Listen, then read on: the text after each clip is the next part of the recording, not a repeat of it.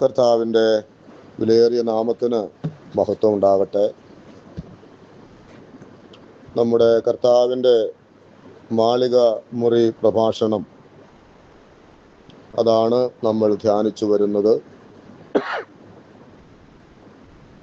ഏതാനും ചില മണിക്കൂറുകൾ മാത്രം നീണ്ടുനിന്ന ആ മാളിക മുറി പ്രഭാഷണം കഴിഞ്ഞ അനേക ദിവസങ്ങളായിട്ട് തന്നെ നമുക്ക്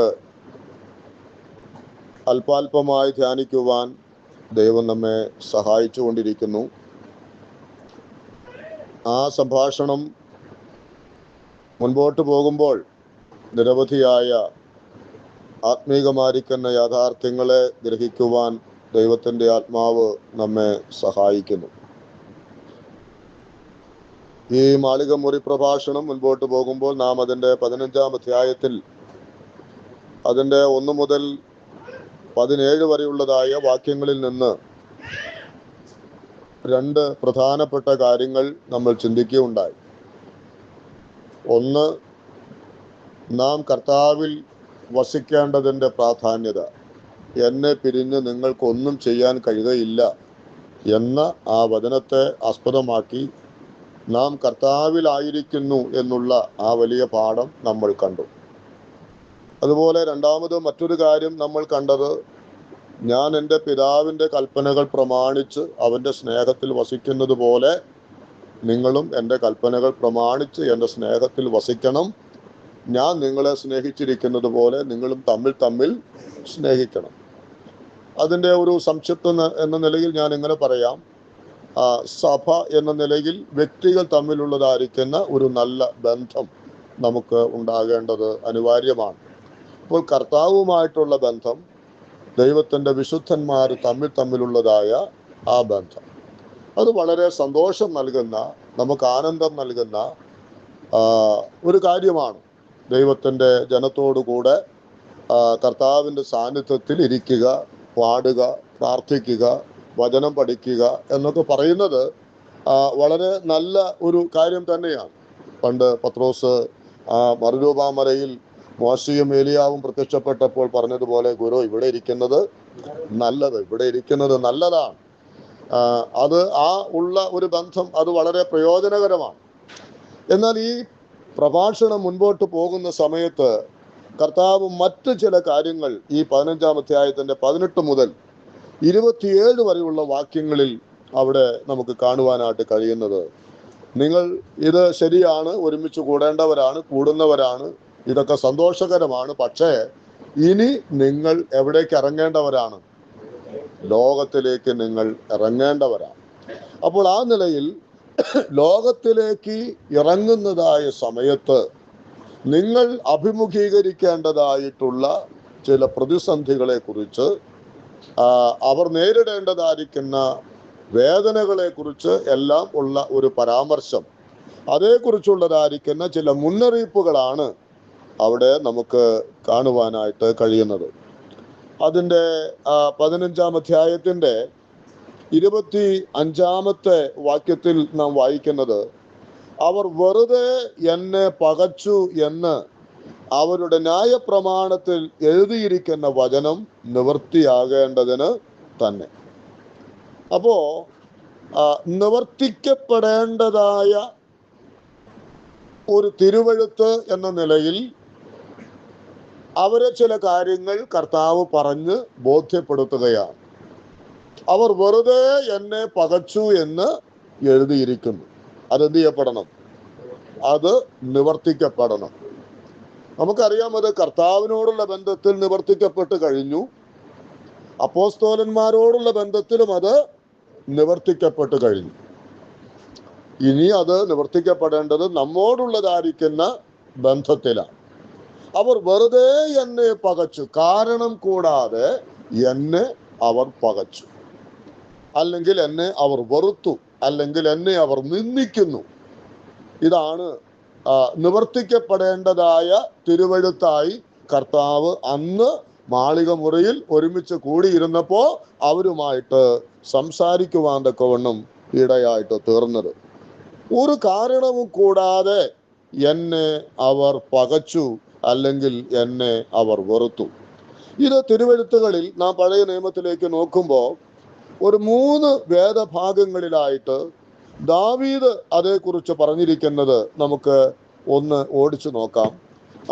35 സങ്കീർത്തനത്തിന്റെ 19 വാക്യം, 35 സങ്കീർത്തനത്തിന്റെ അതിൻ്റെ 19 വാക്യത്തിൽ നാം വായിക്കുന്നു, വെറുതെ എനിക്ക് ശത്രുക്കളായവർ എന്നെ കുറിച്ച് സന്തോഷിക്കരുതേ, കാരണം കൂടാതെ എന്നെ പകയ്ക്കുന്നവർ കണ്ണിമയ്ക്കുകയും അരുതേ. അപ്പോൾ അവിടെ വായിക്കുന്നത്, വെറുതെ എനിക്ക് ശത്രുക്കളായവർ എന്നെ കുറിച്ച് സന്തോഷിക്കരുത്. അപ്പൊ ദാവീദിന്റെ ജീവിതത്തിലേക്ക് നോക്കിയിട്ട് ദാവീദ് തന്നെത്താൻ പറയുന്ന ഒരു കാര്യം എന്താണ്? എന്നെ അവർ ഇങ്ങനെ ഉപദ്രവിക്കത്തക്കവണ്ണം എന്നിൽ ഒരു കാരണവുമില്ല, എന്നാൽ അവർ എന്നെ പകയ്ക്കുകയാണ്, എന്നെ വെറുക്കുകയാണ്. 69 സങ്കീർത്തനത്തിന്റെ 4 വാക്യം, 69 സങ്കീർത്തനം 4 വാക്യത്തിൽ, കാരണം കൂടാതെ എന്നെ പകയ്ക്കുന്നവർ എൻ്റെ തലയിലെ രോമത്തിലും അധികമാകുന്നു, വൃഥാ എനിക്ക് ശത്രുക്കളായി എന്നെ സംഹരിപ്പാൻ ഭാവിക്കുന്നവർ പെരുകിയിരിക്കുന്നു. അപ്പോൾ ദാവീദ് അവിടെ പറയുന്നത് ഒരാളോ രണ്ടാളോ എന്നല്ല, കാരണം കൂടാതെ എന്നെ പകയ്ക്കുന്നവരുടെ എണ്ണം തലമുടിയിലും കൂടുതലാണ്. നമ്മുടെ തലമുടി അത്രയുണ്ടെന്ന് എണ്ണി തീർക്കാൻ നമുക്ക് കഴിയുകയില്ല. അപ്പോൾ അതിനു മാത്രമുള്ളതായ കാരണം കൂടാതെയുള്ള ആക്ഷേപങ്ങൾ, നിന്ദിക്കപ്പെടുന്ന അനുഭവങ്ങൾ ആര് നേരിട്ടു എന്നാണ്? ദാവീദ് തൻ്റെ ജീവിതാനുഭവത്തിൽ നേരിട്ടു എന്നാണ്. അത് അവരങ്ങനെ ആക്രമിക്കുന്നത് വെറുതെ ആക്രമിക്കുകയല്ല, അവൻ നശിക്കണമെന്നുള്ള ആഗ്രഹത്തോടു കൂടെയുള്ള ഉപദ്രവമാണ്. വെറുതെ എന്നെ പകച്ചു അല്ലെങ്കിൽ വെറുതെ എന്നെ നിന്ദിക്കുന്നു എന്ന് പറഞ്ഞാൽ, അവർ വാക്കുകളാൽ അങ്ങനെ കൂടെ അവർ നിന്ദിക്കുന്നു എന്ന് പറഞ്ഞാൽ അതെന്തിനേക്കാണ്? എങ്ങനെയെങ്കിലും ഇവൻ നശിക്കണം. വാക്കുകളെ കൊണ്ട് നശിപ്പിക്കുവാനുള്ള ശ്രമമാണ് അവിടെ നമുക്ക് കാണുവാനായിട്ട് കഴിയുന്നത്. ഇനി 109 സങ്കീർത്തനത്തിന്റെ 3 വാക്യത്തിലും ഇതിന് സമാനമായ മറ്റൊരു വാക്യം കൂടെ നമുക്ക് കാണുവാൻ കഴിയും. 109 സങ്കീർത്തനം അതിൻ്റെ 3 വാക്യം, അവർ ദ്വേഷവാക്കുകൾ കൊണ്ട് എന്നെ വളഞ്ഞ് കാരണം കൂടാതെ എന്നോട് പൊരുതിയിരിക്കുന്നു. ഒരു കാരണവും കൂടാതെ തന്നെ വാക്കുകൾ കൊണ്ട് എന്നെ അവര് പൊതിഞ്ഞിരിക്കുകയാണ്. മിണ്ടാൻ സമ്മതിക്കാതെ അവർ എന്നെ അറ്റാക്ക് ചെയ്യുന്നു, അവർ എന്നെ അതിക്രമിക്കുന്നു, എന്നെ വാക്കുകൾ കൊണ്ട് അവർ ആക്രമിക്കുകയാണ് ചെയ്യുന്നത് എന്നാണ് ദാവീദ് പറഞ്ഞത്. അപ്പോൾ ദാവീദിന്റെ ജീവിതാനുഭവത്തിൽ വെറുതെ പകയ്ക്കുന്നവർ എത്രയോ ആയിരങ്ങൾ ആയിരുന്നു. ദൈവത്തിന്റെ വചനം അത് രോമങ്ങളിലും അധികം, തലയിലെ രോമങ്ങളിലും അധികം എന്ന് വെറുതെ അങ്ങ് പറയുന്നതല്ലല്ലോ. തീർച്ചയായിട്ടും ദാവീദ് അങ്ങനെയുള്ള അനുഭവങ്ങളിലൂടെ കടന്നു പോയിട്ടുണ്ട് എന്ന് വേണം നമുക്ക് കരുതുവാനായിട്ട്. അപ്പോൾ അങ്ങനെ വെറുതെ ഉപദ്രവിക്കുന്ന, കാരണം കൂടാതെ പകയ്ക്കുന്നതായ ഒരനുഭവം ഉണ്ടാകുമെന്നുള്ളത് പഴയ നിയമത്തിൽ പറഞ്ഞിരിക്കുന്നതിൻ്റെ നിവർത്തി പഴയ നിയമത്തിലുള്ള പിതാക്കന്മാരും അതനുഭവിച്ചിട്ടുണ്ട്. അതിൻ്റെ നിവർത്തി ഉണ്ടാകും എന്നുള്ള ആ ഒരു മുന്നറിയിപ്പാണ് കർത്താവ് തൻ്റെ ശിഷ്യന്മാർക്ക് നൽകുന്നത്. അപ്പോൾ നേരത്തെ നമ്മൾ സൂചിപ്പിച്ചതുപോലെ ഈ സഭയിലിരിക്കുന്നതും കർത്താവിൻ്റെ കൂടെ ഇരിക്കുന്നതും ഒക്കെ വളരെ സന്തോഷം നൽകുന്ന ഒന്നാണ്. അവിടെ വന്ന് ഒരുപക്ഷെ നമ്മെ നിന്ദിക്കുവാനോ ഉപദ്രവിക്കുവാനോ ആരും ഇല്ല എന്ന് വരാം. എന്നാൽ നാം പുറത്തിറങ്ങേണ്ടവരാണ്, നാം ലോകത്തിലേക്ക് ഇറങ്ങേണ്ടവരാണ്, ലോകത്തിലുള്ളവരോട് കൂടെ ജീവിക്കേണ്ടവരാണ്. അങ്ങനെ വരുമ്പോൾ നാം ഇത് ഒരു മുന്നറിയിപ്പായിട്ട് കാണേണ്ട ഒന്നാണ് എന്നുള്ളത് നാം മനസ്സിലാക്കേണ്ട കാര്യമാണ്. ഇവിടെ നമ്മൾ വായിച്ചതുപോലെ ലോകം നിങ്ങളെ പകയ്ക്കും, ലോകം നിങ്ങളെ നിന്ദിക്കും, അല്ലെങ്കിൽ ലോകം നിങ്ങളെ വെറുക്കും. 16 അധ്യായത്തിന്റെ 2 വാക്യത്തിൽ നമ്മൾ വായിക്കുന്നു, യോഹന്നാന്റെ സുവിശേഷം 16:2 വായിക്കുന്നത്, അവർ നിങ്ങളെ പള്ളിഭ്രഷ്ടരാക്കും, അത്രയുമല്ല, നിങ്ങളെ കൊല്ലുന്നവനെല്ലാം ദൈവത്തിന് വഴിപാട് കഴിക്കുന്നു എന്ന് വിചാരിക്കുന്ന നാഴിക വരുന്നു. അപ്പോൾ അവരോട് പറയുന്ന മുന്നറിയിപ്പ് എന്താണ്? നിങ്ങളെ പള്ളിയിൽ നിന്ന് പുറത്താക്കും. എന്തിന്? ഒരു കാരണവും കൂടാതെ. അവർ നിങ്ങളെ കൊന്നുകളയും. എന്നിട്ട് അവർ പറയുന്ന കാര്യം എന്തായിരിക്കും? ഇത് ദൈവത്തിന് കഴിക്കുന്ന വഴിപാടാണ്. ഇന്ന് എത്രയോ രാജ്യങ്ങളിൽ അത് സംഭവിച്ചുകൊണ്ടിരിക്കുന്നു എന്നുള്ളത് നമുക്ക് ഇന്ന് കൺമുമ്പിൽ അത് നാം കണ്ടുകൊണ്ടിരിക്കുന്ന കാര്യമാണ്. ഓരോ ചില സമുദായങ്ങൾ ക്രൈസ്തവരായിരിക്കുന്ന ദൈവത്തിന്റെ മക്കളെ കൊന്നിട്ട് അവർ പറയുന്നത് എന്താണ്? ഇത് ദൈവത്തിന് കഴിക്കുന്ന വഴിപാടാണ്. അപ്പോൾ ആ നിലയിൽ ഉണ്ടാകും എന്നുള്ളത് വ്യക്തമായിട്ട് നമ്മുടെ കർത്താവ് പറയുന്ന ഒരു വാക്കാണ്. ആ 15-ാം അധ്യായത്തിന്റെ 20-ാമത്തെ വാക്യത്തിലും നാം അവിടെ വായിക്കുന്നത്, അവർ എന്നെ ഉപദ്രവിച്ചു എങ്കിൽ നിങ്ങളെയും ഉപദ്രവിക്കും എന്ന് തന്നെയാണ്. അപ്പോൾ ഇതെല്ലാം നാം കാണുന്നത്, ഇത് ഉപദ്രവിക്കും, കൊന്നുകളയും, പള്ളി ഭ്രഷ്ടരാക്കും എന്നൊക്കെ പറയുമ്പോ ഒരു കാരണവും കൂടാതെയാണ്. മനസ്സിലായോ? കാരണം കൂടാതെയാണ്. നമ്മിൽ തെറ്റുകൾ ഉണ്ടായിട്ടല്ല, നമ്മിൽ ഏതെങ്കിലും തരത്തിൽ പള്ളിയിൽ നിന്ന് പുറത്താക്കത്തക്കവണ്ണം, നമ്മെ കൊന്നുകളയത്തക്കവണ്ണം കാരണമുണ്ടായിട്ടല്ല എന്നുള്ളത് നാം മനസ്സിലാക്കണം. അവിടെ 15-ാം അധ്യായത്തിന്റെ 21-ാമത്തെ വാക്യത്തിൽ നമ്മൾ വായിക്കുന്ന ഒരു കാര്യമുണ്ട്. അവിടെ അതിന്റെ 21-ാമത്തെ വാക്യത്തിൽ, എങ്കിലും എന്നെ അയച്ചവനെ അവർ അറിയായ്ക കൊണ്ട് എന്റെ നാമനിമിത്തം ഇതൊക്കെയും നിങ്ങളോട് ചെയ്യും. അപ്പോൾ എന്തിനാണ് വെറുതെ ഇവർ പകയ്ക്കുന്നത്? എന്തിനാണ് ഇവർ ഉപദ്രവിക്കുന്നത്? എന്തിനാണ് ഇവർ ഇങ്ങനെ കൊന്നുകളയുന്നത്? എന്റെ നാമം നിമിത്തം. എന്റെ നാമം നിമിത്തം. അത് നാം വളരെ മനസ്സിലാക്കേണ്ട കാര്യമാണ്. എന്റെ നാമനിമിത്തം ഇതൊക്കെയും അവർ നിങ്ങളോട് ചെയ്യും എന്നുള്ളതാണ്. അപ്പോൾ നാം ഇത് വളരെ പ്രാധാന്യത്തോടുകൂടെ മനസ്സിലാക്കേണ്ട കാര്യമാണ്. ദൈവമക്കൾ എന്നുള്ള നിലയിൽ നാം സമൂഹത്തിലേക്ക് ഇറങ്ങുമ്പോൾ നമ്മുടെ ചുറ്റുപാടുകളിൽ നിന്ന് നാം ഉപദ്രവങ്ങളും നിന്ദകളും പരിഹാസ വാക്കുകളും ഒറ്റപ്പെടലുകളും ഒക്കെ അനുഭവിക്കുന്ന സമയത്ത് നാം ഓർക്കേണ്ടതായ, അത് ഓർക്കണമെന്ന കർത്താവോട് പറഞ്ഞത്, അത് നിങ്ങൾ ഓർക്കണം. എന്താ ഓർക്കേണ്ടത്? ഇത് നിങ്ങൾ സഹിക്കുന്നത് നിങ്ങളിൽ എന്തെങ്കിലും കുറ്റങ്ങൾ ഉണ്ടായിട്ടല്ല, മറിച്ച് എന്താണ്? എന്റെ നാമം നിമിത്തമാണ്. നമ്മുടെ കർത്താവിന്റെ നാമം നിമിത്തമാണ്.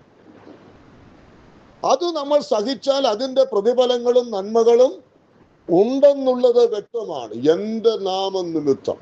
അത് മത്തായിയുടെ സുവിശേഷം 5-ാം അധ്യായത്തിൽ ഗിരിപ്രഭാഷണത്തിലും കർത്താവ് അത് പറയുന്നുണ്ട്. എന്റെ നാമത്തിൽ എല്ലാവരും നിങ്ങളെ ഉപദ്രവിക്കും, എല്ലാവരും നിങ്ങളെ പകയ്ക്കും. അപ്പോൾ കർത്താവിന്റെ നാമത്തിനു വേണ്ടിയാണ് ഞാൻ നിന്ന അനുഭവിക്കുന്നത്, ഈ ഒറ്റപ്പെടൽ അനുഭവിക്കുന്നത്, ഈ ഉപദ്രവം ഏൽക്കേണ്ടി വരുന്നത് എന്നുള്ള തികഞ്ഞ ബോധ്യം നമ്മുടെ ജീവിതത്തിൽ ഉണ്ടാകും. അത് മറന്നു പോയാൽ നിന്ദകൾ വരുമ്പോൾ നിരാശപ്പെടുവാനുള്ള സാധ്യത. എന്തിനാ ഞാൻ വെറുതെ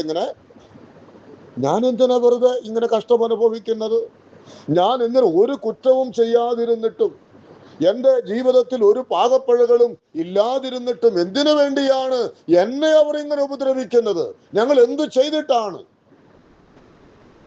ഒരുപക്ഷെ നമുക്കറിയാം, നമ്മുടെ ഇന്നത്തെ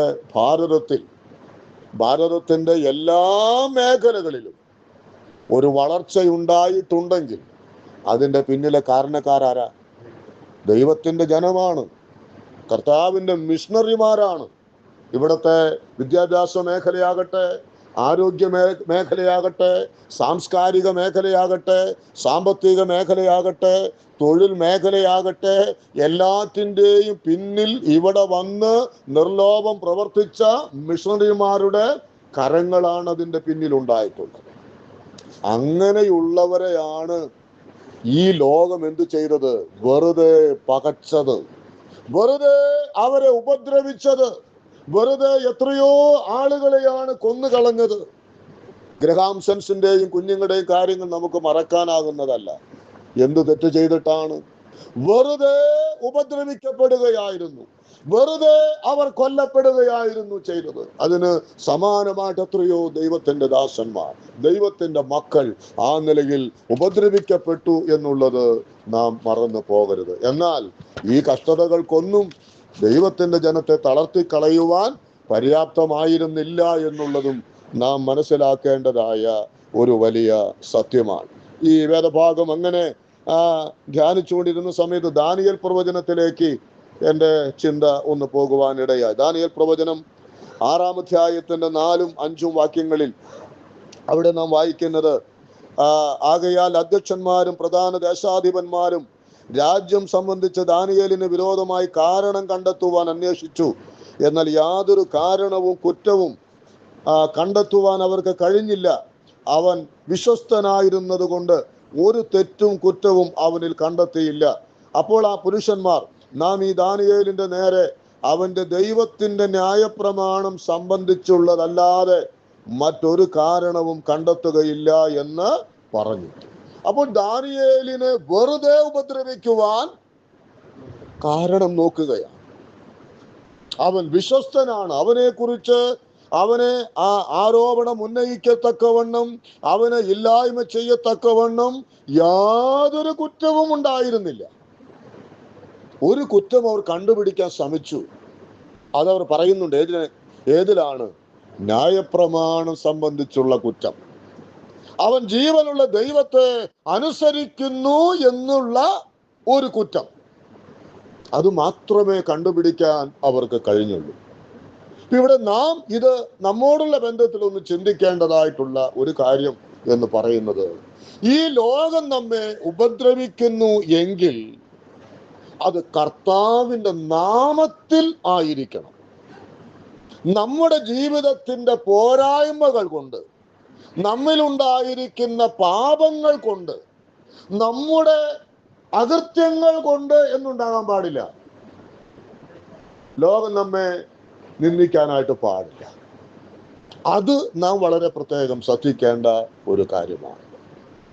നാം എന്ത് ചെയ്തിട്ടും, അല്ലെങ്കിൽ ദൈവത്തിന് വിരോധമായി, വചനത്തിന് വിരോധമായി നമുക്ക് തോന്നുന്നത് പോലെ ജീവിക്കുമ്പോൾ ആളുകൾ നമ്മെ എന്ത് ചെയ്യും?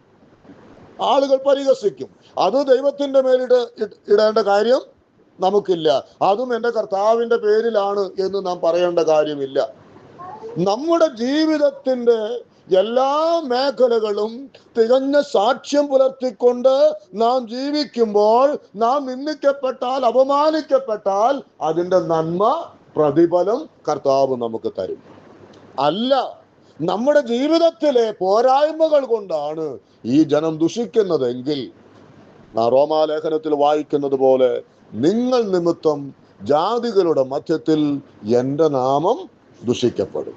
അത് നമുക്ക് തിന്മയ്ക്ക് കാരണമായിട്ട് തീരും എന്നുള്ളത് നാം ഓർക്കണം. പത്രോസ് എഴുതിയ 1-ാം ലേഖനം 4-ാം അധ്യായത്തിന്റെ 3-ഉം 4-ഉം വാക്യങ്ങൾ ഇതോടുള്ള ബന്ധത്തിൽ നമുക്ക് ഒന്ന് നോക്കാം. 1 പത്രോസ് 4-ാം അധ്യായത്തിന്റെ 3-ഉം 4-ഉം വാക്യങ്ങൾ.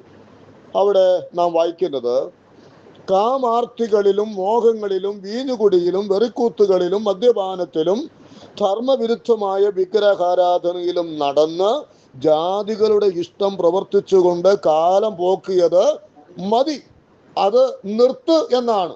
ഇനി അങ്ങനെ ജാതികളെ പോലെ നിങ്ങൾ ജീവിക്കരുത് എന്നാണ്. എന്നിട്ട് അടുത്ത വാക്ക് പറയുന്നത്, ദുർനടപ്പിന്റെ ആധിക്യത്തിൽ നിങ്ങൾ അവരോട് ചേർന്ന് നടക്കാതിരിക്കുന്നത് അപൂർവമെന്ന് വെച്ച് അവർ എന്ത് ചെയ്യുന്നു? ദുഷിക്കുന്നു. ദുർനടപ്പ് ഇങ്ങനെ കൂടുതൽ ചെയ്ത് അവിടെ വായിക്കുന്നത്, ഈ ലോകത്തോടു കൂടെ നടക്കാതിരിക്കുന്നത് കുറവാണെന്ന്. അവർ ചെയ്യുന്ന മിക്ക കാര്യങ്ങളും ആരും ചെയ്യുന്നു? ദൈവമക്കളും ചെയ്യുന്നു. അവർ പാപമാണ്, അവർ ചെയ്യുന്നത് ഈ കാര്യം തെറ്റാണ് എന്ന് പറയുന്ന കാര്യങ്ങൾ നമ്മൾ എന്ത് ചെയ്യാണ്?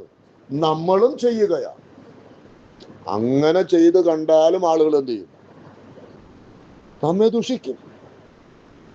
നാം ഒരു തിന്മയും ചെയ്യാതെ വിശുദ്ധ ജീവിതം നയിച്ചാലും എന്ത് ചെയ്യും? കർത്താവിന്റെ നാമത്തിൽ ഈ ജനം നമ്മെ ദുഷിക്കും. എന്നാൽ നാം അവരോട് കൂടെ നടന്ന് അവരുടെ ആ ജീവിത സാഹചര്യങ്ങളോട് ഇഴുകിച്ചേർന്ന് അവരെ പോലെ നാം നടന്നാലും അവരെന്ത് ചെയ്യും? അവര് ദുഷിക്കുവാൻ ഇടയാകും. അതിന്റെ താഴെയുള്ള വാക്യങ്ങളോട് വായിക്കുമ്പോഴാണ് നമുക്ക് അത് ഏതർത്ഥത്തിലാണ് എന്ന് മനസ്സിലാക്കുന്നത്. ജീവിച്ചിരിക്കുന്നവരെയും മരിച്ചവരെയും ന്യായം വിധിപ്പാൻ ഒരുങ്ങിയിരിക്കുന്നവന് അവർ കണക്ക് ബോധിപ്പിക്കേണ്ടി വരും എന്നാണ്. അപ്പൊ ഇങ്ങനെയുള്ളവർ, ഈ ദുഷിപ്പ് ഏറ്റുവാങ്ങുന്നവർ, ഏത് ദുഷിപ്പ്? പാപം ചെയ്തതിന്റെ പേരിൽ ദുഷിപ്പ് ഏറ്റുവാങ്ങുന്നവർ എന്ത് ചെയ്യേണ്ടതായിട്ട് വരും? അവർ കണക്ക് ബോധിപ്പിക്കേണ്ടതായിട്ട് വരും. അപ്പോൾ നാം ഓർക്കേണ്ട പ്രധാനപ്പെട്ട കാര്യം, നാം ദൈവസന്നിധിയിൽ നിഷ്കളങ്കരായി ജീവിച്ചിട്ട് നേരിടേണ്ടതായി വരുന്ന ആ പരിഹാസത്തിനും നിന്ദയ്ക്കുമെല്ലാം സ്വർഗത്തിലെ ദൈവം പ്രതിഫലം തരും. അല്ല എന്ന് വരികിൽ അത് ന്യായവിധിക്ക് കാരണമായിട്ടും തീരും. ഈ പത്രോസിന്റെ ലേഖനം തന്നെ 2-ാം അധ്യായത്തിന്റെ 11-12 വാക്യങ്ങളിൽ, 2-11-12 വാക്യങ്ങൾ നമ്മൾ വായിക്കുന്നത്, പ്രവാസികളും പരദേശികളുമായ നിങ്ങളെ ആത്മാവിനോട് പോരാടുന്ന ജഡമോഹങ്ങളെ വിട്ടകന്ന് ജാതികൾ നിങ്ങളെ ദുഷ്പ്രവർത്തിക്കാരെന്ന് ദുഷിക്കുന്തോറും നിങ്ങളുടെ നല്ല പ്രവൃത്തികളെ കണ്ടറിഞ്ഞിട്ട് സന്ദർശന ദിവസത്തിൽ ദൈവത്തെ മഹത്വപ്പെടുത്തേണ്ടതിന് അവരുടെ ഇടയിൽ നിങ്ങളുടെ നടപ്പ് നന്നായിരിക്കണമെന്ന് ഞാൻ പ്രബോധിപ്പിക്കുന്നു. അപ്പോൾ അവിടെ വായിക്കുന്നത്, ജാതികൾ നിങ്ങൾ എന്താ വിളിക്കുന്നത്? ദുഷ്പ്രവർത്തിക്കാരെന്ന് വിളിക്കുകയാണ്. അവരങ്ങനെ വിളിക്കുന്തോറും ഒരുപക്ഷെ അവര് അങ്ങനെ വിളിക്കുന്നത് നാം ദുഷ്പ്രവർത്തികൾ ചെയ്തത് കൊണ്ടല്ല അവർ നമ്മെ വിളിക്കുന്നത്. അങ്ങനെ അവർ കാരണം കൂടാതെ നമ്മെ ദുഷ്പ്രവർത്തിക്കാരെന്ന് വിളിക്കുമ്പോൾ നമ്മൾ എന്ത് ചെയ്യണമെന്നാണ്? അവരുടെ മധ്യത്തിൽ നമ്മുടെ പ്രവർത്തികളെ വീണ്ടും നമ്മൾ നന്നാക്കണം. ഏതായാലും ഒരു കളിയാക്കാണ്, എന്നാ പിന്നെ ഇവരുടെ കൂടെ അങ്ങ് ചേർന്ന് ആ പ്രവൃത്തികൾ അങ്ങ് ചെയ്യാം എന്നല്ല. അവർ നമ്മെ ദുഷിക്കും തോറും അവരുടെ മധ്യത്തിൽ പിന്നെയും ആ നല്ല പ്രവൃത്തികളെ ചെയ്യുവാൻ തക്കവണ്ണം നമുക്ക് ഇടയാകേണ്ടതാണ്. 3-ാം അധ്യായത്തിന്റെ 16-ാമത്തെ വാക്യത്തിൽ വായിക്കുന്നു, ക്രിസ്തുവിൽ നിങ്ങൾക്കുള്ള നല്ല നടപ്പിനെ ദുഷിക്കുന്നവർ നിങ്ങളെ പഴിച്ചു പറയുന്നതിൽ ലജ്ജിക്കേണ്ടതിന് നല്ല മനസാക്ഷി ഉള്ളവരായിരിക്കും. നമ്മെ ദുഷിച്ചു പറയുന്നവർ എന്ത് ചെയ്യണം? അവര് ലജ്ജിക്കണം എന്ന് പറഞ്ഞാൽ ഇവരെ എന്ത് പറഞ്ഞിട്ടും ഒരു പ്രയോജനവും ഇല്ല. ഇവരെ ഏതെല്ലാം നിലയ്ക്ക് ദുഷിച്ചാലും ഉപദ്രവിച്ചാലും ഇവരുടെ ജീവിതത്തിൽ ഒരു പാപത്തിന്റെ പ്രവൃത്തി കാണുവാൻ കഴിയുകയില്ല എന്ന് പറഞ്ഞ് അവർ ലജ്ജിക്കുവാനിടയാകണം. ഇവരെ വീഴിക്കുവാൻ നമുക്ക് കഴിയുകയില്ല എന്ന് പറയത്തക്കവണ്ണമുള്ള ഒരു നിലവാരത്തിലേക്ക് വരുവാൻ ഇടയാകേണ്ടത് വളരെ ആവശ്യമായ കാര്യമാണ്. അപ്പോൾ നാം ഈ വായിച്ച യോഹന്നാന്റെ സുവിശേഷത്തിലേക്ക് വരുമ്പോൾ, നമ്മുടെ കർത്താവ് തന്റെ ശിഷ്യന്മാരെ കുറിച്ച് ആഗ്രഹിക്കുന്ന കാര്യം എന്താണ്? നിങ്ങൾ ഉപദ്രവിക്കപ്പെടും, പക്ഷേ അത് എൻ്റെ നാമത്തിൽ ആയിരിക്കും. എൻ്റെ നാമം നിമിത്തം, നാമത്തിൽ എന്നുള്ളതിനേക്കാൾ എൻ്റെ നാമം നിമിത്തം, എൻ്റെ നാമത്തിനു വേണ്ടി നിഷ്കളങ്കരായി ജീവിക്കുന്നത് നിമിത്തമായിരിക്കണം നിങ്ങൾ ഉപദ്രവിക്കപ്പെടേണ്ടത്, അല്ലാതെ മറ്റേതെങ്കിലും തരത്തിൽ ഉള്ളതല്ല. നാം കർത്താവ് തന്നെ പറഞ്ഞ വാക്കുണ്ടല്ലോ, തെറ്റ് ചെയ്തിട്ട് അടി കൊണ്ടാൽ അതിന് എന്ത് പ്രയോജനമുള്ളത്? നാം തെറ്റ് ചെയ്തിട്ട് 4 ആള് നമ്മെ പരിഹസിച്ചാൽ, നിന്ദിച്ചാൽ അതിന് പ്രത്യേകിച്ച് ഒരു ഗുണവും കിട്ടാൻ പോകുന്നില്ല. എന്നാൽ നാം നന്മ ചെയ്തിട്ട് അടി കൊണ്ടാൽ അതിൻ്റെ യശസ്സൊന്ന് വേറെയാണ്. അതാണ് ദൈവം നമ്മെ കുറിച്ച് ആഗ്രഹിക്കുന്നതായ കാര്യം. അപ്പോൾ ഇവിടെ കർത്താവ് തന്നെ ശിഷ്യന്മാരോട് മുന്നറിയിപ്പ് പോലെ ചില സൂചനകൾ അവർ അറിഞ്ഞിരിക്കേണ്ടതായ, ഓർത്തിരിക്കേണ്ടതായ കാര്യം പറയുകയാണ്. ഈ ലോകം നിങ്ങളെ പകയ്ക്കും, ഈ ലോകം നിങ്ങളെ ഉപദ്രവിക്കും. കാരണം എന്നിട്ട് ഈ നിലയിൽ ഉപദ്രവിക്കപ്പെടുന്ന സമയത്ത് നാം ഓർത്തിരിക്കേണ്ടതായ ഒരു 2-3 കാര്യങ്ങൾ ഞാൻ വേഗത്തിൽ നിങ്ങളെ ഓർമ്മപ്പെടുത്താം. ഒന്നാമത്തെ കാര്യം എന്നുള്ളത്, നാം അതിൻ്റെ 18-ാമത്തെ വാക്യത്തിൽ വായിക്കുന്നു, ലോകം നിങ്ങളെ പകയ്ക്കുന്നു എങ്കിൽ അത് നിങ്ങൾക്ക് മുമ്പേ എന്നെ പകച്ചിരിക്കുന്നു എന്ന് നിങ്ങൾ അറിഞ്ഞുകൊള്ളണം. 23-ാമത്തെ വാക്യത്തിൽ നമ്മൾ വായിക്കുന്നുണ്ട്, എന്നെ പകയ്ക്കുന്നവൻ എൻ്റെ പിതാവിനെയും പകയ്ക്കും. അപ്പോൾ കർത്താവ് തന്നെ പറയുന്നു, വെറുതെ എന്നെ പകയ്ക്കും എന്ന് എഴുതിയിരിക്കുന്നത് പോലെ ലോകം നിങ്ങളെ പകയ്ക്കുന്നു എങ്കിൽ അത് നിങ്ങൾക്ക് മുന്നമേ എന്നെ പകച്ചിരിക്കും. ഞാൻ ഓർത്തു, നമ്മുടെ കർത്താവ് ഒരിക്കലും ഇങ്ങനെ നിന്നിട്ട് അവിടെ വെല്ലുവിളിയോടുകൂടെ ഒരു ചോദ്യം ചോദിച്ചു. എന്താ പറഞ്ഞത്? നിങ്ങളിൽ ആർക്ക് എന്നെ പാപത്തെ കുറിച്ച് ബോധം വരുത്താൻ കഴിയും? അപ്പോൾ കർത്താവിനെ വെറുതെ പകച്ചു എന്ന് പറഞ്ഞാൽ അത് 100% സത്യമാണ്. അവനെ കുറിച്ച് ഒരു പാപത്തെ കുറിച്ചും ബോധം വരുത്തുവാൻ ഇന്ന് വരെ ലോക ചരിത്രത്തിന് കഴിഞ്ഞിട്ടില്ല. അപ്പോൾ അങ്ങനെ പാപം അറിയാത്തവന്, പാപം ചെയ്യാത്തവന് പാപത്തെ കുറിച്ച് ബോധം വരുത്തുവാൻ കഴിയുമോ എന്ന് ചോദിച്ച് വെല്ലുവിളിയുടെ മുമ്പിൽ ഇന്നും ജയത്തോടെ നിൽക്കുന്ന ആ കർത്താവിനെ ലോകം പകച്ചു എങ്കിൽ നമ്മെ ലോകം പകയ്ക്കുന്നു എന്ന് പറയുന്നതിൽ നാം അത്ഭുതപ്പെടേണ്ടതായിട്ടില്ല. നാം ഓർത്തിരിക്കുക, നാം ഉപദ്രവിക്കപ്പെടുമ്പോൾ, നാം നിന്ദിക്കപ്പെടുമ്പോൾ ഓർക്കുക, ഇത് എൻ്റെ കർത്താവ് അനുഭവിച്ചതാണ്. കാരണം കൂടാതെ എൻ്റെ കർത്താവ് അത് അനുഭവിച്ചെങ്കിൽ ഞാനിവിടെ അനുഭവിക്കുന്നെങ്കിൽ എന്തെങ്കിലുമൊക്കെ കാരണം ഉണ്ടാകും. ഒരു കാരണവും കൂടാതെ തന്നെയാണ് നിന്ദിക്കപ്പെടേണ്ടത്. എന്നാൽ എന്തെങ്കിലും കാരണങ്ങൾ ഉണ്ടെങ്കിലും നാം ഓർക്കുക, എൻ്റെ കർത്താവ് എനിക്ക് പകരമായി, അല്ല എനിക്ക് മുൻപായിട്ട് ഈ പകയ്ക്കലും വെറുക്കലും ഉപദ്രവങ്ങളും എല്ലാം ഏറ്റുവാങ്ങിയിട്ടുണ്ട് എന്നുള്ളത് നാം മനസ്സിലാക്കണം. രണ്ടാമത്തെ കാര്യം എന്നുള്ളത് അതിൻ്റെ 19-ാമത്തെ വാക്യത്തിൽ നാം വായിക്കുന്നത്, നിങ്ങൾ ലോകക്കാർ ആയിരുന്നു എങ്കിൽ ലോകം തനിക്ക് സ്വന്തമായതിനെ സ്നേഹിക്കുമായിരുന്നു. എന്നാൽ നിങ്ങൾ ലോകക്കാർ ആയിരിക്കാതെ ഞാൻ നിങ്ങളെ ലോകത്തിൽ നിന്ന് തെരഞ്ഞെടുത്തത് കൊണ്ട് ലോകം നിങ്ങളെ പകയ്ക്കുന്നു. ഒന്നാമത്, നിങ്ങളെ ലോകം പകയ്ക്കുന്നുവെങ്കിൽ അതിനു മുൻപ് എന്നെ പകയ്ക്കും. രണ്ടാമത് പറയുകയാണ്, നിങ്ങൾ ലോകക്കാർ അല്ലാത്തത് കൊണ്ടാണ് ഈ ലോകം നിങ്ങൾ എന്ത് ചെയ്യുന്നത്? പകയ്ക്കുന്നത്. നിങ്ങൾ ലോകക്കാരല്ല. 17-ാം അധ്യായത്തിൽ നമ്മുടെ കർത്താവിൻ്റെ മഹാപുരോഹിത പ്രാർത്ഥനയിലും പിതാവിനോട് പറയുമ്പോൾ ശിഷ്യന്മാരെ കുറിച്ച് പറയുന്ന വാക്കെന്താണ്? അവർ ലൗകികന്മാർ അല്ല. ഞാൻ അവിടെ ഇങ്ങനെ ഓർത്തു, നമ്മൾ 14-ാം അധ്യായത്തിൽ ലോകം എന്താണ് എന്ന നിലയിൽ ഒരു ക്ലാസ് എടുത്തത് നിങ്ങൾ ഓർത്തു കാണും. എന്നാൽ ഇവിടെ അതിൽ നിന്ന് വ്യത്യസ്തമായിട്ട് മറ്റൊരു ചിന്ത എൻ്റെ ഹൃദയത്തിലേക്ക് വന്നത്, നാം ഈ ലോകത്തിലാണ് പാർക്കുന്നത് എന്ന് വരികിലും നമ്മുടെ കർത്താവ് നമ്മെ ലോകക്കാരായിട്ട് അവൻ കണ്ടിട്ടില്ല. നമ്മെ തൻ്റെ പക്ഷത്ത് നിർത്തുന്നവനാണ് ആര്? മനസ്സിലായോ? അത് ഈ വാക്ക് വായിക്കുമ്പോൾ നാം അത് മനസ്സിലാക്കണം. നമ്മെ തന്നോട് ചേർത്ത് നിർത്താനാ കർത്താവ് താല്പര്യപ്പെടുന്നു.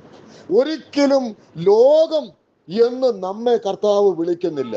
നിങ്ങൾ ലോകക്കാർ അല്ലെന്ന കർത്താവ് പറഞ്ഞത്. ലോകത്തിലാ ജീവിക്കുന്നത്, ലോകത്തിലാ നമ്മൾ പണിയെടുക്കുന്നത്, ലോകത്തിലാ നമ്മൾ പഠിക്കുന്നത്, ഒരുപാട് കാര്യങ്ങൾ നമ്മൾ ഈ ലോകത്താ ചെയ്യുന്നത്. പക്ഷേ ഈ ലോകക്കാരോട് ചേർത്ത് ദൈവം നമ്മെ പറഞ്ഞിട്ടില്ല. എത്ര അത്ഭുതകരമായ ഒരു ആത്മീക സത്യമാണതെന്നറിയാമോ? നമ്മെ തന്നോട് ചേർത്ത് നിർത്തുന്ന, അത് തന്നെയാണ് നാം 15-ാം അധ്യായത്തിന്റെ 1 മുതൽ വായിക്കുന്നത് പോലെ, ആ മുന്തിരി വള്ളിയിൽ ഒരു കൊമ്പ് എന്ന പോലെ അവൻ നമുക്ക് ഇടം നൽകി. അതേ കാര്യം തന്നെയാണ് ഇവിടെ. ഒരു കാരണവശാലും തൻ്റെ അപ്പോസ്തലന്മാരെ, തന്നിൽ വിശ്വസിച്ചവര് ഈ ലോകത്തോട് ചേർത്ത് നിർത്തുവാൻ സ്വർഗത്തിലെ ദൈവം ആഗ്രഹിക്കുന്നില്ല. അവരെ എപ്പോഴും വ്യത്യസ്തരായിട്ട്, വേർപെട്ടവരായിട്ട്, വേറെ ഒരു ഗണമായിട്ട് തന്നെയാണ് അവൻ കാണുന്നത്. എങ്കിൽ നമുക്കെങ്ങനെ കാണാൻ പറ്റണം? നമ്മൾ ആരാണ്? നമ്മളും വേർപാടുകാരാണ്, നമ്മളും വ്യത്യസ്തതയുള്ളവരാണ്, നമ്മൾ ദൈവത്തിന് ഉള്ളവരാണ്, നമ്മൾ ദൈവത്തിന് മാത്രമുള്ളവരാണ്. ആ കാഴ്ചപ്പാടാണ് നമുക്കും ഉണ്ടാകേണ്ടത്. അത്ര എളുപ്പമായ കാര്യമൊന്നുമല്ല. നമ്മുടെ ജീവിത സാഹചര്യങ്ങളിൽ അനേകർ നമ്മെ നിന്ദിക്കുകയും പഴിക്കുകയും ഒക്കെ ചെയ്യുമ്പോൾ അവരുടെ മധ്യത്തിൽ ഞാൻ എൻ്റെ ദൈവത്തിന്റെ വകയാണ് എന്ന് പറഞ്ഞ് ഇതിനെയെല്ലാം അവഗണിക്കുവാൻ നമുക്ക് സാധിക്കണം. ഞാൻ എൻ്റെ കർത്താവിന്റെ കൂടെ നിൽക്കുന്നവനാണ്. കർത്താവ് എന്നെ ചേർത്ത് നിർത്തിയിരിക്കുകയാണ്. ആ വാക്കുകൾ എന്നെ വളരെ പ്രചോദിപ്പിച്ചതായ വാക്കാണത്. ലോകം, അതെ, അവിടെ വായിക്കുന്നത് പോലെ നിങ്ങൾ ലോകക്കാരല്ല, നിങ്ങൾ ലോകത്തിന്റെ സ്വന്തമല്ല, നിങ്ങൾ എൻ്റെ സ്വന്തമാണ്. നിങ്ങൾ ലോകത്തിന്റെ സ്വന്തമായിരുന്നെങ്കിൽ ഈ ലോകം നിങ്ങളെ പകക്കില്ല. ലോകത്തിന്റെ സ്വന്തമായിരുന്നെങ്കിൽ ലോകം അവരെ പകയ്ക്കുകയില്ല. ലോകം അവരെ എന്ന് പറഞ്ഞ് ലോകക്കാരായിട്ട് ജീവിക്കുന്നവരെ ലോകം എന്ത് ചെയ്യുന്നു? അവരെ ചേർത്ത് പിടിക്കുകയാണ്. ഒരു മദ്യപാനി മറ്റൊരു മദ്യപാനിയെ ചേർത്ത് പിടിക്കുന്നു. അതുപോലെ ഏത് പാപം ചെയ്യുന്നവരെയും നമ്മൾ നോക്കിക്കൊള്ളൂ, അവരൊക്കെ അവരവരുടെ ആളുകളെ എന്ത് ചെയ്യുകയാണ്? ചേർത്ത് പിടിക്കുകയാണ്. അതിന് ജാതിയോ മതമോ ഒന്നും വ്യത്യാസമില്ല. അവർ ചേർത്ത് പിടിക്കുകയാണ്. ആരെ? പാപം ചെയ്യുന്നവരെ, ലോകത്തോട് ചേർന്ന് ജീവിക്കുന്നവരെ ലോകം ചേർത്ത് പിടിക്കുകയാണ്. എന്നാൽ കർത്താവ് തന്റെ ശിഷ്യന്മാരായ നമ്മെ കുറിച്ച് പറയുന്ന കാര്യം എന്താണ്? നിങ്ങൾ ലോകക്കാരല്ല, നിങ്ങൾ ലോകത്തിന്റെ സ്വന്തമല്ല. നിങ്ങൾ ലോകത്തിന്റെ സ്വന്തമായിരുന്നെങ്കിൽ അവർ നിങ്ങളെ വെറുതെ പകയ്ക്കില്ലായിരുന്നു. അവർ ഇന്ന് നിങ്ങളെ വെറുതെ പകയ്ക്കുന്നെങ്കിൽ അതിന്റെ കാരണം എന്താണ്? നിങ്ങൾ ലോകക്കാരല്ല എന്നുള്ളതാണ്. അത് നമ്മുടെ ഹൃദയത്തിൽ ഉണ്ടാകേണ്ട രണ്ടാമത്തെ കാര്യമാണ്. മൂന്നാമത്തെ ഒരു കാര്യം എന്നുള്ളത് അതിന് 21-ാമത്തെ വാക്യത്തിൽ കർത്താവ് പറയുന്നു, എങ്കിലും എന്നെ അയച്ചവനെ അവർ അറിയായിക കൊണ്ട് എൻ്റെ നാമനിമിത്തം ഇതൊക്കെയും നിങ്ങളോട് ചെയ്യും. അതിൻ്റെ 16:3 നമ്മൾ വായിക്കുന്നു, അവർ പിതാവിനെയും എന്നെയും അറിയായിക കൊണ്ട് ഇങ്ങനെ ചെയ്യും. അപ്പൊ എന്തുകൊണ്ടാണ് നമ്മൾ ഉപദ്രവിക്കപ്പെടുന്നത് എന്നതിന്റെ മൂന്നാമത്തെ കാരണം എന്താണ്? അവർക്ക് ആരെ അറിഞ്ഞുകൂടാ? പിതാവിനെ അറിഞ്ഞുകൂടാ, പുത്രനെയും അവർക്ക് അറിഞ്ഞുകൂടാ. കർത്താവ് പറയുന്നു, എന്നെ അറിഞ്ഞുകൂടാ, എന്നെ അയച്ചവനെയും അവർക്ക് അറിഞ്ഞുകൂടാ. അപ്പോൾ നമ്മുടെ കർത്താവിനെ ഈ ലോകം അറിയാത്തത് കൊണ്ടാണ് അവർ നമ്മെ ഉപദ്രവിക്കുന്നത്. ഇന്ന് അതല്ലേ സംഭവം? നമുക്കറിയാം, ഉപദ്രവിക്കപ്പെടുന്നതായ രാജ്യങ്ങളിൽ അവർക്ക് മറ്റനേക ദൈവങ്ങളെന്ന് പറയുന്നവരെ അവർക്കറിയാം, ഊമ വിഗ്രഹങ്ങളെ അവർക്കറിയാം, ഐതിഹ്യ കഥാപാത്രങ്ങളെ അവർക്കറിയാം, ഊഹാപോഹങ്ങളിലെ ദേവി ദേവന്മാരെ അവർക്കറിയാം. പക്ഷേ യേശു ക്രിസ്തു ജീവനുള്ള ദൈവത്തിന്റെ പുത്രനായ ക്രിസ്തുവാണ് എന്ന സത്യം അവർക്കറിഞ്ഞുകൂടാ. അതാണ് അവർ ഉപദ്രവിക്കുന്നത്. വളരെ വർഷങ്ങൾക്ക് മുമ്പ് ആളുകത്ത് നടന്ന ഒരു കാര്യമുണ്ട്. ഒരു വലിയ ധനവാന്റെ വീട്ടിലെ ജോലിക്കാരനെ ഒരു സാധനം മേടിക്കാനായിട്ട് പറഞ്ഞു വിട്ടു. അവൻ ആ സാധനം മേടിച്ച് തിരിച്ചു വരുമ്പോ ഒരുത്തൻ അത് വാങ്ങിച്ച് അവനത് ഭക്ഷിച്ചു. എന്നിട്ട് ആ പാത്രം വൃത്തിഹീനമാക്കി അവന്റെ കയ്യിൽ കൊടുത്തു വിട്ടു. എന്താ ഉണ്ടായതെന്നറിയാമോ? ആ വീട്ടിലുള്ളതായിരിക്കുന്ന ധനവാന്മാരിൽ പെട്ടതായിരിക്കുന്ന ആ മക്കളൊക്കെ പാടെ കൂടി ഇങ്ങ് വന്നിട്ട് എന്ത് ചെയ്തു? ഇവന് നല്ല പണിയാൻ കൊടുത്തു. അപ്പോൾ അവർ അത് ചെയ്തതെന്താണ്? ഈ കൂലിക്കാരനെ സംബന്ധിച്ച് അവനൊരു സാധു, ഒരു പാവപ്പെട്ടവൻ എന്ന് മാത്രമേ ആര് മനസ്സിലാക്കിയുള്ളൂ? ഈ ഉപദ്രവിച്ചവൻ മനസ്സിലാക്കിയുള്ളൂ. ഇന്ന മുതലാളിയുടെ വേലക്കാരനാണ് ഈ വന്നിരിക്കുന്നത് എന്ന് അറിഞ്ഞിരുന്നെങ്കിൽ അവനത് തൊടൂല. അതൊരു ഉദാഹരണമായിട്ട് ഞാൻ പറഞ്ഞത് പണ്ട് ആഴത്ത് സംഭവിച്ചൊരു കാര്യമാണ്. പ്രിയപ്പെട്ടവരെ, നമ്മോടുള്ള ബന്ധത്തിൽ നാം ഓർക്കണം, നമ്മെ ഈ ലോകം ഉപദ്രവിക്കുമ്പോൾ ഈ കർത്താവ് നിങ്ങൾ ഉപദ്രവിക്കുന്നവർക്ക് വേണ്ടി പ്രാർത്ഥിക്കണം, ശത്രുക്കൾക്ക് വേണ്ടി പ്രാർത്ഥിക്കണം എന്നൊക്കെ പറഞ്ഞതിന്റെ താല്പര്യം എന്താ? ഇതാണ് അതിന്റെ സത്യം. നാം ലേഖനത്തിൽ തന്നെ അപ്പോസ്തല പ്രവൃത്തികൾ വായിക്കുന്നുണ്ടല്ലോ, പല പ്രസംഗങ്ങളിലും വായിക്കുന്നുണ്ട്, നിങ്ങൾ ആ യേശുവിനെ വേണ്ടതുപോലെ അറിഞ്ഞിരുന്നെങ്കിൽ നിങ്ങൾ അവനെ ക്രൂശിക്കില്ലായിരുന്നു എന്ന. നിങ്ങൾ അവനെ ക്രൂശിക്കില്ലായിരുന്നു. സത്യമാണ്, അവർക്കറിയില്ലായിരുന്നു. യേശു ക്രിസ്തുവിനെ അവർക്കറിഞ്ഞുകൂടായിരുന്നു അവൻ ആരായിരുന്നു എന്നുള്ളതായ സത്യം. അറിയാത്തത് കൊണ്ടാണ് അവർ യേശുവിനെ ക്രൂശിക്കുവാനും ഉപദ്രവിക്കുവാനും ഇടയായിട്ട് തീർന്നത്. അതുകൊണ്ട് 16-ാം അധ്യായത്തിന്റെ 3-ാമത്തെ വാക്യത്തിൽ വായിക്കുന്നു, അവർ പിതാവിനെയും എന്നെയും അറിയായിക കൊണ്ട് ഇങ്ങനെ ചെയ്യും. ആരോട് ചെയ്യും? നിങ്ങളോട് ചെയ്യും. പിതാവിനെയും പുത്രനെയും അറിയാത്തത് കൊണ്ട് നിന്ദിക്കപ്പെടുന്നത് ആരാണ്? നാം ആണ്. നമ്മെ അവർ അങ്ങനെ ചെയ്യും എന്നാണ്. അപ്പോൾ ലോകത്തിൽ നമ്മെ ഉപദ്രവിക്കും, വെറുതെ ലോകം നമ്മെ പകയ്ക്കും. അതിന് 3 കാരണം കർത്താവ് പറഞ്ഞു. 1, നിങ്ങളെ പകയ്ക്കുന്നതിന് മുമ്പേ ലോകം എന്നെ പകച്ചിരിക്കുന്നു. 2 പറഞ്ഞു, എന്താണ് പറഞ്ഞത്? രണ്ടാമത് നാം പറഞ്ഞത്, നിങ്ങൾ ലോകക്കാർ അല്ലാത്തത് കൊണ്ടാണ് ലോകം നിങ്ങളെ പകയ്ക്കുന്നത്. 3 പറഞ്ഞത്, എന്നെയും എൻ്റെ പിതാവിനെയും ഇവർക്ക് അറിഞ്ഞുകൂടാ, അതുകൊണ്ടാണ് ലോകം നമ്മെ പകയ്ക്കുന്നത്. 3 കാര്യങ്ങൾ കഴിഞ്ഞ് അടുത്ത ഒരു കാര്യം കൂടെ പറഞ്ഞ് നാം ചിന്തിക്കാമെന്ന് കരുതുന്നു. അതിൽ 22, 23 വാക്യങ്ങളിൽ നമ്മൾ വായിക്കുന്നത്, ഞാൻ വന്ന് അവരോട് സംസാരിക്കാതിരുന്നെങ്കിൽ അവർക്ക് പാപമില്ലായിരുന്നു. ഇപ്പോഴോ അവരുടെ പാപത്തിന് ഒഴികഴിവില്ല. എന്നെ പകയ്ക്കുന്നവൻ എൻ്റെ പിതാവിനെയും പകയ്ക്കുന്നു. മറ്റാരും ചെയ്തിട്ടില്ലാത്ത പ്രവൃത്തികളെ ഞാൻ അവരുടെ ഇടയിൽ ചെയ്തിരുന്നില്ല എങ്കിൽ അവർക്ക് പാപം ഇല്ലായിരുന്നു. ആരാണ് ഉപദ്രവിക്കുന്നത് എന്നുള്ളത് കർത്താവ് മുന്നറിയിപ്പ് കൊടുക്കുകയാണ്. പ്രാഥമികമായി ശിഷ്യന്മാരെ ഉപദ്രവിക്കാനിരിക്കുന്നത് ആരാണ്? യഹൂദന്മാരാണ്. അവരെ കുറിച്ച് കർത്താവ് ഇവിടെ പറയുന്ന വാക്ക് എന്താണ്? അവിടെ നാം വായിച്ചതുപോലെ, ഞാൻ വന്ന് അവരോട് സംസാരിക്കാതിരുന്നെങ്കിൽ.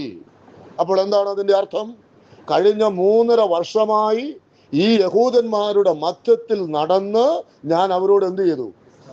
സംസാരിച്ചു. പിതാവിൽ നിന്ന് കേട്ടതെല്ലാം മറകൂടാതെ ആ ജനത്തോട് സംസാരിച്ചു. അവരുടെ പാപത്തെക്കുറിച്ച് വെളിപ്പെടുത്തി. അവർക്ക് വരാൻ പോകുന്ന ന്യായവിധിയെ കുറിച്ച് കർത്താവ് സംസാരിച്ചു. ഇതെല്ലാം സംസാരിച്ചിട്ടും അവരെന്ത് ചെയ്തു?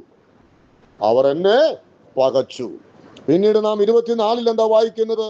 മറ്റാരും ചെയ്തിട്ടില്ലാത്ത പ്രവർത്തികളെ ഞാൻ അവരുടെ ഇടയിൽ ചെയ്തു. അതും അവർ കണ്ടതാണ്. അപ്പോസ്തലനായ പത്രോസിന്റെ പ്രസംഗത്തിൽ നാം അത് കാണുന്നില്ല. നിങ്ങൾ തന്നെ അറിയും പോലെ ദൈവം അവനെ കൊണ്ട് നിങ്ങളുടെ നടുവിൽ ചെയ്യിച്ച ശക്തികളും അത്ഭുതങ്ങളും അടയാളങ്ങളും. അപ്പോ അവർ കണ്ടതാണെന്ത്?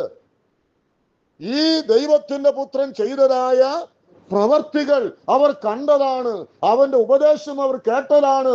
അവന്റെ പ്രവർത്തികൾ അവർ കണ്ടതാണ്. എന്നിട്ടും അവരെന്ത് ചെയ്തു എന്നാണ്? കർത്താവിനെ പകച്ചു. നിങ്ങളെയും പകയ്ക്കും, നിങ്ങളെയും ഉപദ്രവിക്കും, നിങ്ങളെയും കൊന്നുകളയും. അതാണ് കർത്താവ് പറഞ്ഞത്. ഇനി അതിന്റെ ഗൗരവം എന്താണെന്നറിയാമോ? അതായത് അവർ കേട്ടിട്ടും പകച്ചു, അവർ കണ്ടിട്ടും പകച്ചു. അതിന്റെ ഗൗരവം എവിടെ കിടക്കണമെന്നറിയാമോ? അവിടെ ഒരു വാക്ക് നാം ഇങ്ങനെ വായിക്കുന്നത്, സംസാരിക്കാതിരുന്നെങ്കിൽ അവർക്ക് പാപമില്ലായിരുന്നു. അവരുടെ ഇടയിൽ ചെയ്തിരുന്നില്ല എങ്കിൽ അവർക്ക് പാപമില്ലായിരുന്നു. അപ്പോൾ ഒരു കാര്യം നാം വ്യക്തമായി മനസ്സിലാക്കുക, ഉപദ്രവിക്കുന്നവർ, നമ്മെ പകയ്ക്കുന്നവർ എന്ത് ചെയ്യുന്നു? എന്ത് ചെയ്യുന്നു? പാപം ചെയ്യുന്നു. നമ്മെ പകയ്ക്കുന്നവർ, വെറുതെ നമ്മെ മെക്കെട്ട് കയറുന്നവർ, വെറുതെ നമ്മെ ഉപദ്രവിക്കുന്നവർ, അവരെന്താ ചെയ്യുന്നത്? അവർ പാപികളാണ്. ഉപദ്രവിക്കുന്നത് പാപമാണ്. എന്നാൽ അവരുടെ പാപത്തിന്റെ കാഠിന്യം കൂടുന്നത് എപ്പോഴാ? അവർ കേട്ടിട്ടു അത് ചെയ്തുവെന്നാണ്. അവർ അത് കണ്ടിട്ടും, ദൈവത്തിന്റെ പ്രവൃത്തികൾ അവർ കണ്ടിട്ടും എന്ത് ചെയ്തു എന്നാണ്? ഉപദ്രവിച്ചു എന്നാണ്. അവിടെയാണ് പാപത്തിന്റെ കഠിനം കൂടുന്നത്. ഇത് നമ്മോടുള്ള ബന്ധത്തിൽ നാം ഓർക്കേണ്ട കാര്യമാണ്. അധികം കേട്ടവനോട് അധികം ചോദിക്കുമെന്നാണ്. അപ്പോൾ നമ്മുടെ ജീവിതത്തെ നാം ക്രമപ്പെടുത്തുവാനായിട്ട് വളരെ ആവശ്യമുള്ള ഒരു കാര്യമാണ്. ഇത് നമ്മുടെ സഭാതലത്തോടുള്ള ബന്ധത്തിൽ ഞാൻ ഒന്ന് ചിന്തിക്കുവാൻ തക്കവണ്ണം ഇടയായിട്ട് തീർന്നു. അതായത് സഭാതലങ്ങളിൽ ഉള്ളതായ അനേകരുടെ ഇഷ്ടത്തിന് നാം സംസാരിച്ചാൽ അവർക്ക് നമ്മയൊക്കെ വലിയ കാര്യമാണ്. എന്നാൽ അവരുടെ ഇഷ്ടത്തിന് വിരോധമായി സംസാരിച്ചാൽ വെറുതെ പകയ്ക്കും, വെറുതെ പകയ്ക്കും. എന്നാൽ ഓർക്കേണ്ട ഒരു വലിയ സത്യം, ഭയത്തോടുകൂടെ നാമും ഓർക്കേണ്ട കാര്യം, എനിക്കിഷ്ടപ്പെടാത്തതെങ്കിലും ദൈവത്തിന്റെ വചനം സംസാരിക്കുന്ന ദൈവത്തിന്റെ ദാസന്മാരെ നാം പകയ്ക്കരുത്, അവരെ ഉപദ്രവിക്കരുത്, അവരെ നിന്ദിക്കരുത്. അത് ഇരട്ടി പാപത്തിന് കാരണമാണ്. കാരണം എന്താ? ഇതാണ് സത്യമെന്ന് നിങ്ങൾ അറിഞ്ഞിരിക്കുന്നു, നിങ്ങൾ അത് കേട്ടിരിക്കുന്നു, ഇതാണ് സത്യമെന്ന് നിങ്ങൾ കണ്ടിരിക്കുന്നു, എന്നിട്ടും നിങ്ങൾ പകയ്ക്കുമ്പോൾ, എന്നിട്ടും നിങ്ങൾ ഉപദ്രവിക്കുമ്പോൾ ഓർക്കുക, അത് പാപത്തിന്റെ കാഠിന്യം കൂട്ടുന്നതായ ഒന്നാണ് എന്നുള്ളത് നാം മനസ്സിലാക്കണം. അവിടെ ആ 35-ാം സങ്കീർത്തനം നമ്മൾ വായിച്ചല്ലോ, അതിൻ്റെ 19-ാമത്തെ വാക്യത്തിന്റെ 2-ാമത്തെ ഭാഗം ഞാനൊന്ന് വായിക്കാം. 35-ന്റെ 19-ന്റെ 2-ാം ഭാഗം വായിക്കുന്നത്, കാരണം കൂടാതെ എന്നെ പകയ്ക്കുന്നവർ കണ്ണിമയ്ക്കയുമരുതേ എന്നാണ്. അവിടെ ഇംഗ്ലീഷിൽ കൊടുത്തിരിക്കുന്നത് surely they will be punished എന്നാണ്. അവർ ശിക്ഷിക്കപ്പെടുക തന്നെ ചെയ്യുമെന്നാണ്. ആര്? വെറുതെ ഉപദ്രവിക്കുന്നവർ, വെറുതെ നമ്മെ പകയ്ക്കുന്നവർ ശിക്ഷിക്കപ്പെടും. അവർക്ക് ശിക്ഷ ഒഴിഞ്ഞു പോകുവാൻ ഒരിക്കലും കഴിയുന്നതല്ല. അതുകൊണ്ട് ഇത് ഒരു വലിയ മുന്നറിയിപ്പായിട്ട് നാമും മനസ്സിലാക്കേണ്ട കാര്യമാണ്. ഈ കർത്താവിന്റെ ശിഷ്യന്മാരെ അല്ല, നമ്മെ ഇന്നും ഈ നാളുകളിലും ആളുകൾ അനേക ദൈവമക്കളെ ഉപദ്രവിക്കുന്നുവെങ്കിൽ ഇത് കേൾക്കാത്തവരല്ല, അറിയാത്തവരല്ല. ക്രൈസ്തവ രാജ്യങ്ങളിൽ പോലും ദൈവമക്കൾ പീഡിപ്പിക്കപ്പെടുന്നു. ഒരുപക്ഷെ നമ്മുടെ ചുറ്റുപാടുകളിൽ ഉപദ്രവങ്ങൾ കൂടുതലും വരുന്നത് ആരുടെ പക്ഷത്തു നിന്ന്? ഈ കർത്താവിനെ അറിഞ്ഞു എന്ന് പറയുന്നവരുടെ പക്ഷത്തു നിന്നാണ്. അപ്പോൾ അവരുടെ പക്ഷത്ത് അത് ഇരട്ടി പാപത്തിനും അതുപോലെ തന്നെ ദൈവത്തിന്റെ ക്രോധത്തിന് അത് കാരണമായിട്ട് തീരുവാനും ഇടയാകുമെന്നും നമ്മൾ മറന്നു പോകേണ്ടതില്ല. ഒടുവിൽ അതിൻ്റെ 15-ന്റെ 26, 27 വാക്യങ്ങളും നമ്മൾ വായിക്കുമ്പോൾ അവിടെ നാം എങ്ങനെയാണ് വായിക്കുന്നത്? 27-ാം വാക്യം, നിങ്ങളും ആദ്യം മുതൽ എന്നോട് കൂടെ ഇരിക്കൊണ്ട് സാക്ഷ്യം പറയും. എന്താ നാം മനസ്സിലാക്കുന്നത്? ഇങ്ങനെയൊക്കെയാണ് എന്ന് വരികിലും ഉപദ്രവിക്കപ്പെടുന്ന, നമ്മെ പഴിക്കുന്ന, നമ്മെ കൊല്ലുന്ന ഒരു ലോകത്താണ് നിങ്ങൾ ജീവിക്കുന്നത് എങ്കിലും പരിശുദ്ധാത്മാവ് നിങ്ങൾക്ക് വേണ്ടി സാക്ഷ്യം പറയുവാൻ ഉള്ളത് കൊണ്ട് നിങ്ങൾ എന്ത് ചെയ്യണം? നിങ്ങൾ എൻ്റെ സാക്ഷികൾ ആകണം. വേലയ്ക്ക് ഈ ഉപദ്രവങ്ങൾ, വെറുതെയുള്ള പകയ്ക്കൽ, വെറുതെയുള്ള ഉപദ്രവങ്ങൾ എന്തിനു തടസ്സമല്ല? കർത്താവിൻ്റെ വേലയ്ക്ക് ഒരു തടസ്സവും അല്ല. YMF-ന്റെ ടീം ഈ മാസം പ്രവർത്തിച്ചത് കഴിഞ്ഞ ഏതാനും ചില വർഷങ്ങൾക്ക് മുൻപ് ഏറ്റവും അധികം ക്രൈസ്തവരെ കൊന്നൊടുക്കിയതും അവരുടെ വീടുകളെല്ലാം തീ വെച്ച് ചുട്ടുകളഞ്ഞതുമായ ആ ജില്ലയിലായിരുന്നു. എന്നാൽ ഓർക്കുക, ഏറ്റവും അധികം ഉത്സാഹത്തോടുകൂടെ വളരെയധികം സ്വാധീനം ചെലുത്താൻ ഈ വേലയിൽ സാധിച്ചുവെന്നാണ് സഹോദരന്മാരുടെ സാക്ഷി. അപ്പോൾ ഒരു കാലത്ത് ദൈവത്തിന്റെ മക്കളെ കൊന്നൊടുക്കിയ ഒരു ജില്ലയാണ്, സ്ഥലമാണ് എന്ന് വരികിലും അവിടെ പോകണ്ട എന്നല്ല. പരിശുദ്ധാത്മാവ് നിങ്ങൾക്ക് വേണ്ടി സാക്ഷ്യം പറയാൻ ഉള്ളത് കൊണ്ട് നിങ്ങൾ എന്ത് ചെയ്യണം? നിങ്ങളും സാക്ഷ്യം പറയുക. അപ്പോൾ പ്രതികൂലങ്ങളെ, നിന്ദയുണ്ട്, അവഗണനകളുണ്ട്, അതുപോലെ ഉപദ്രവങ്ങളുണ്ട് എന്ന് പറഞ്ഞ് നമ്മൾ എന്ത് ചെയ്യരുത്? കർത്താവിന്റെ നാമത്തിന് വേണ്ടി നിൽക്കുന്നതിൽ നിന്ന് ഒരു കുറവ് വരുവാനായിട്ട് പാടുള്ളതല്ല. ഈ കർത്താവിന് വേണ്ടി നമുക്ക് നിൽക്കാം, ധൈര്യത്തോടു കൂടെ നിൽക്കാം. അതിന് കാരണമുണ്ട്, കർത്താവ് നമ്മോട് കൂടെ ഉണ്ട്. അവൻ നമ്മെ ചേർത്ത് പിടിച്ചിരിക്കുന്നു. നാം ഈ ലോകക്കാരല്ല. അവർ ദൈവത്തെ അറിയാത്തത് കൊണ്ടാണ് അവർ ഇങ്ങനെ ചെയ്യുന്നത്.